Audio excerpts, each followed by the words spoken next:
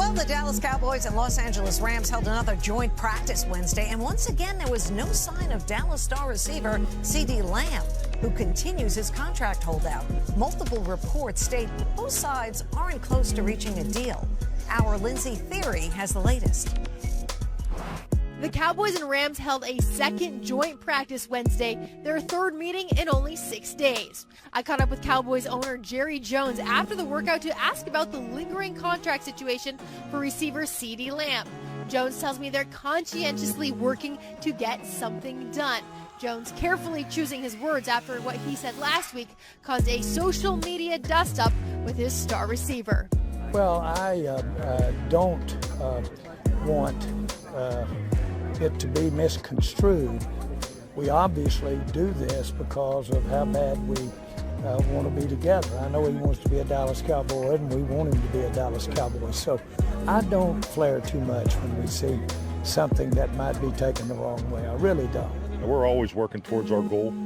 And then I think, like anything, that's the beauty of training camp, beauty of being out here.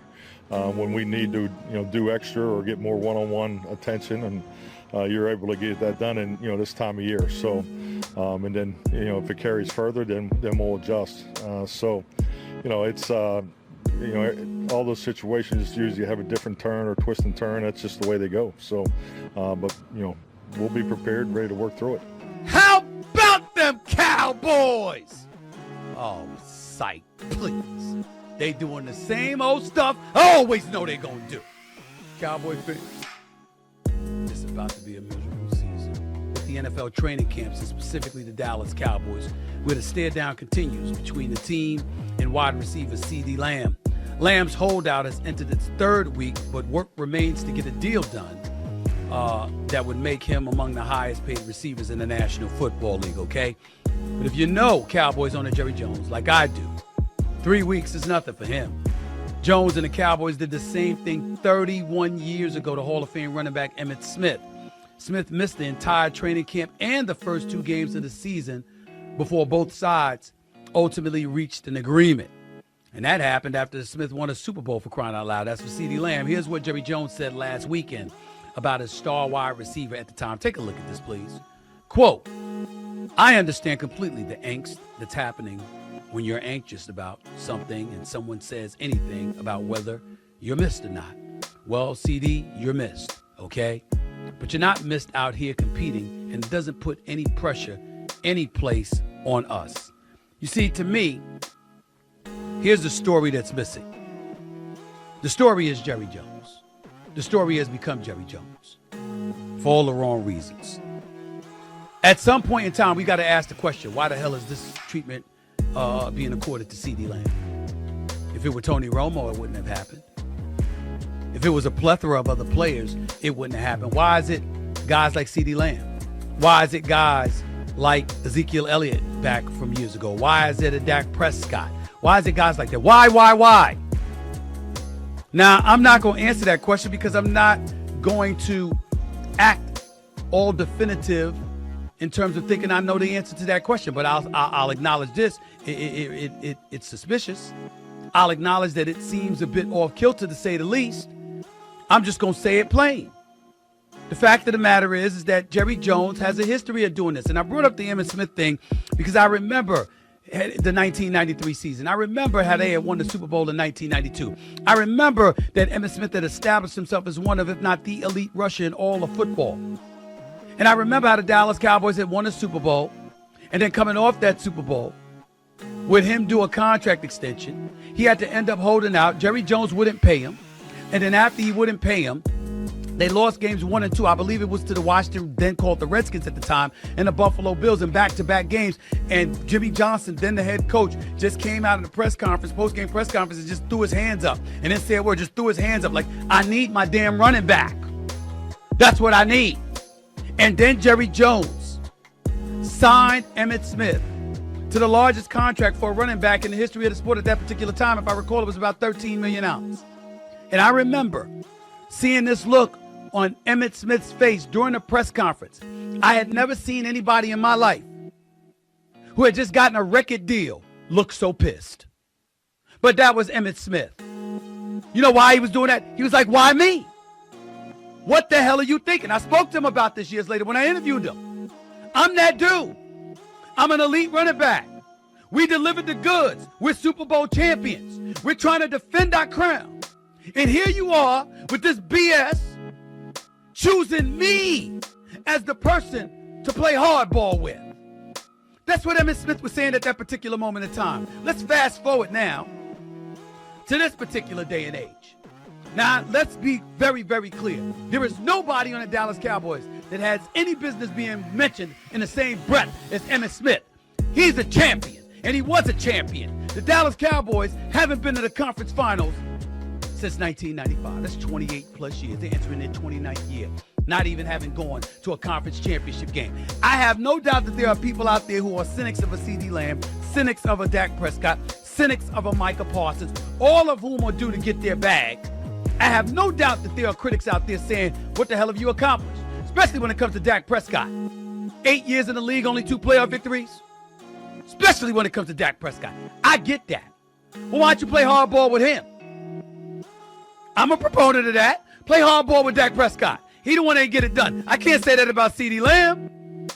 Market value at the moment, 4 years, $136.1 million.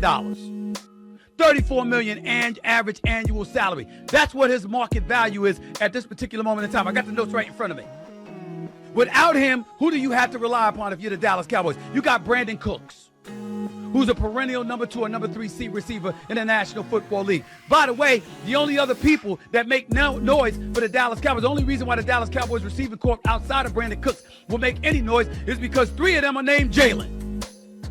Jalen Tolbert, Jalen Brooks, Jalen Moreno Cropper. Cropper hasn't caught a pass, hasn't yet played in the NFL. Jalen Brooks has 6 catches as a rookie last year, and Tolbert had 24 catches over the last 2 seasons. What are we talking about? Jerry Jones acting like it ain't no big deal. I mean, what the hell is this?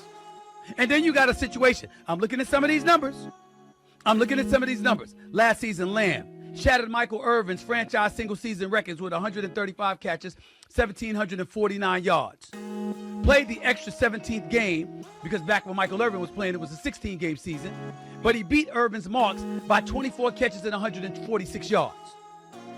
135 catches last season, 16 more than any other NFL player. Let's pay attention to this now. Played in 66 of a possible 67 regular season games over his 4-year career. He's only missed 1 game. So durability is not a question mark with him.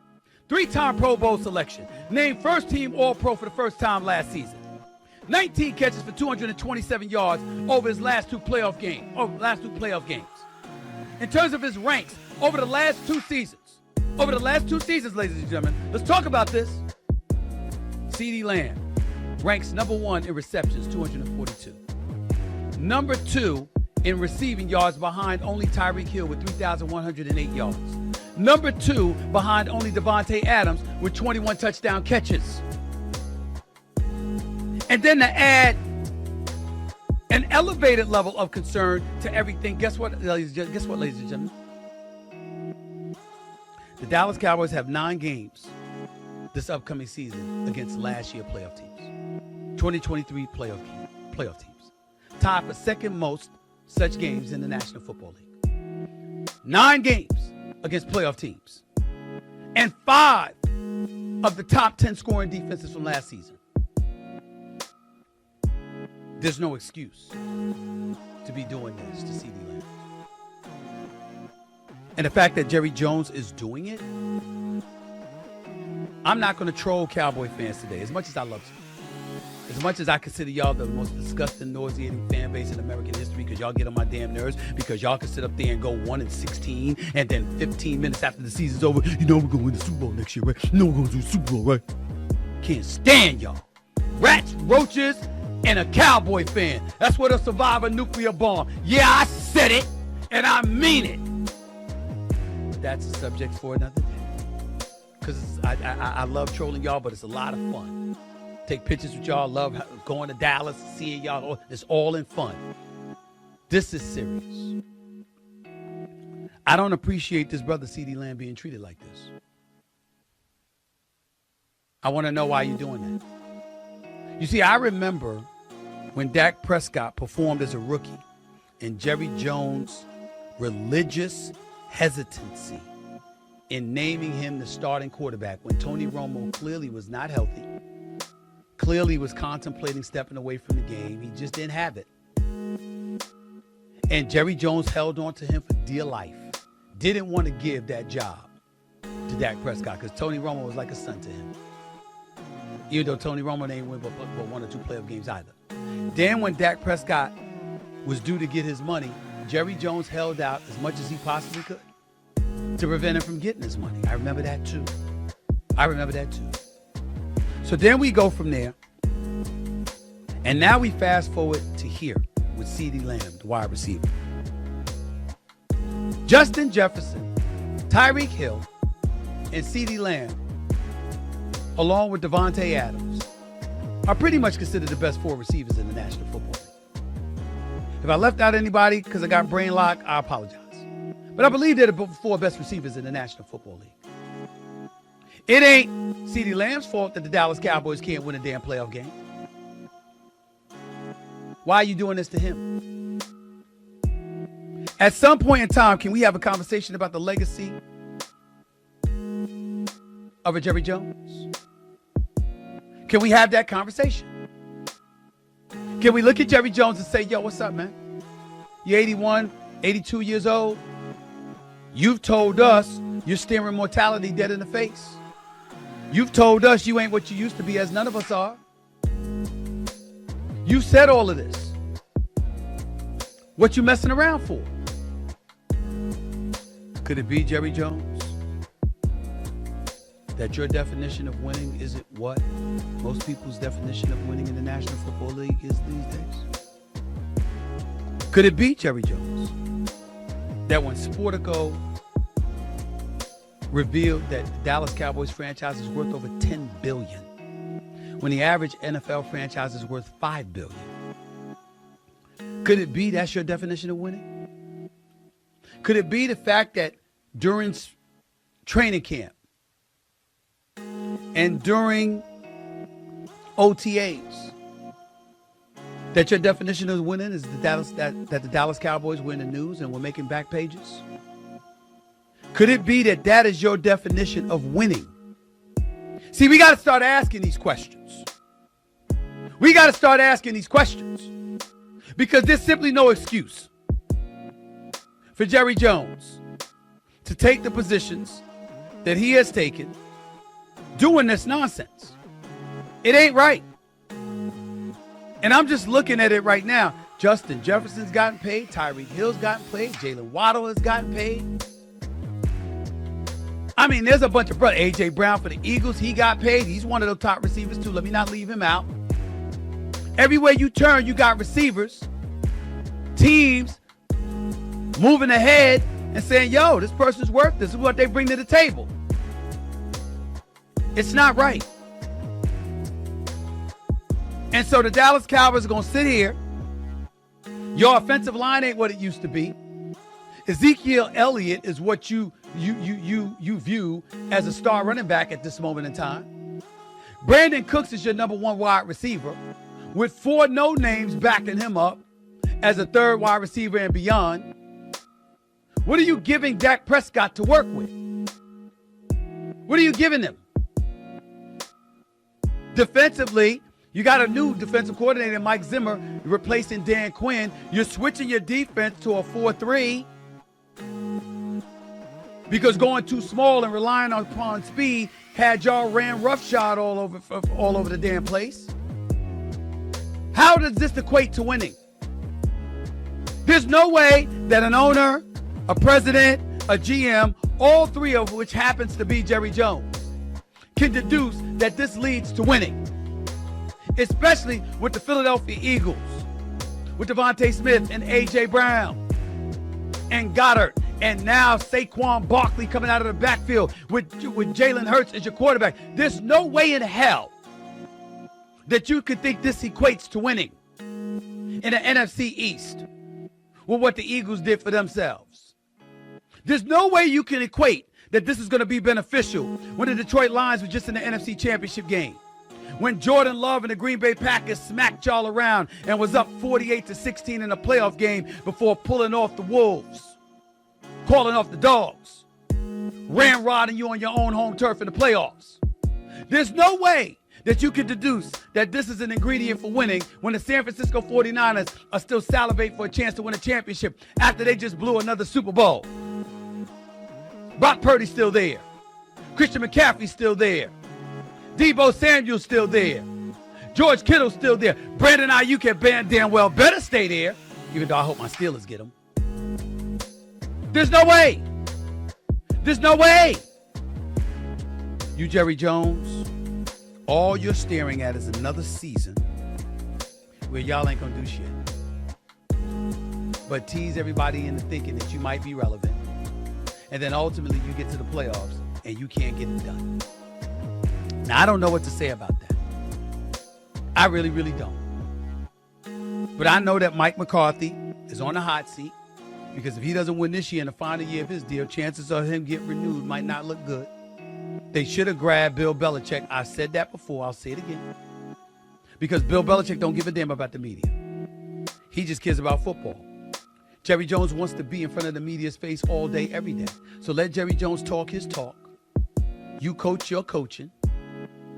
And it would have been fine. It would have been a match made in heaven. But Jerry Jones didn't want to let go of Mike McCarthy. Jerry Jones didn't want a coach that could look him in the face and say, go sit your ass down. I got this. I'm a 6-time Super Bowl champion as a head coach. A 2-time champion as a defensive coordinator. I don't need your input. Fall back. Jerry Jones didn't want to deal with that, some would say.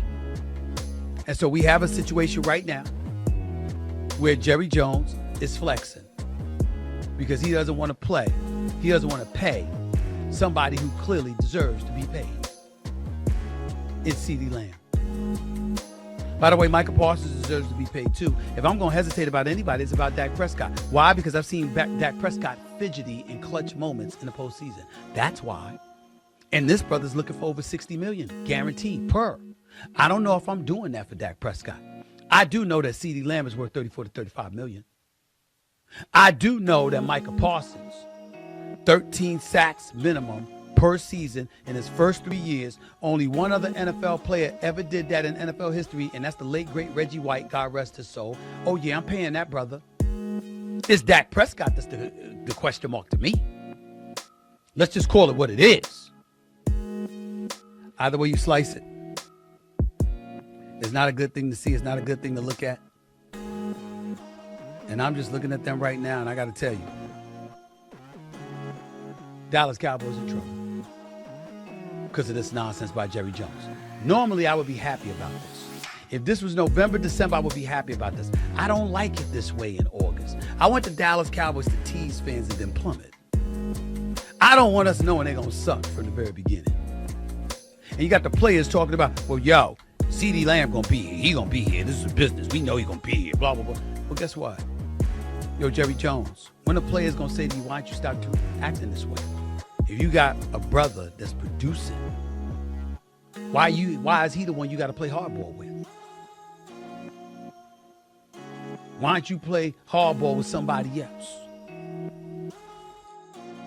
Đây nó sẽ như thế này. Mình sẽ làm cái dạng xếp lẫn như thế này, nhìn rất là xinh. Đấy, mình tiếp tục mình xếp nhé. Xếp cho đến khi đủ cái độ dài của cái vòng này thì mình sẽ dừng lại. Tại vì là mình đã đo cái phần vòng này với cái cổ tay của mình rồi.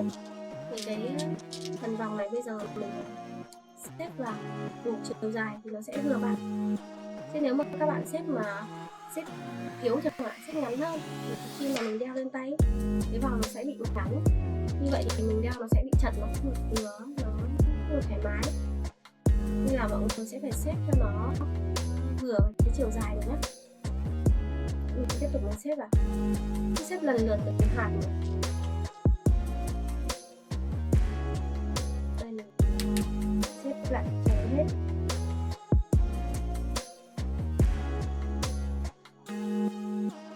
Đấy, cái lòng lần lượt từng hạt một nhé mọi người. Tiếp tục xếp vào.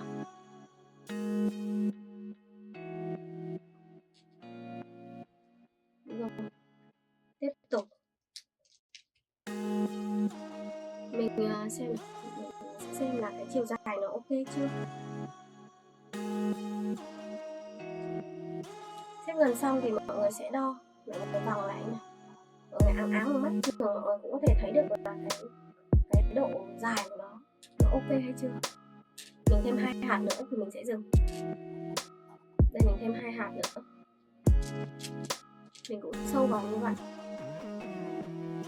mình sâu vào, rồi tiếp tục 1 hạt nữa. Đây. Xong rồi, khi đã đủ cái chiều dài rồi thì giờ mình sẽ rút cái phần kim này ra, rút phần kim này nhé. Mình túm hai đầu,